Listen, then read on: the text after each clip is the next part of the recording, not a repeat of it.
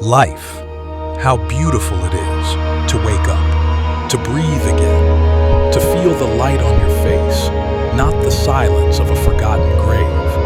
That alone is a miracle. You're still here. You still have time. You still have a choice. This life, it won't always be kind. It won't always be fair. You'll lose people. You'll lose parts of yourself sometimes, but don't lose the fight, because you weren't born to quit. You were born to rise, even from your darkest hour. People will doubt you. The world might ignore you. Even your own mind might betray you. But if your heart's still beating, then your story isn't done. Not even close.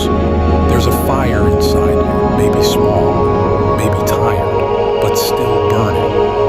So stop waiting for permission. Stop letting fear decide who you become.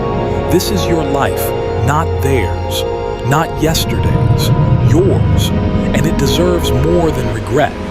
It deserves courage. It deserves action.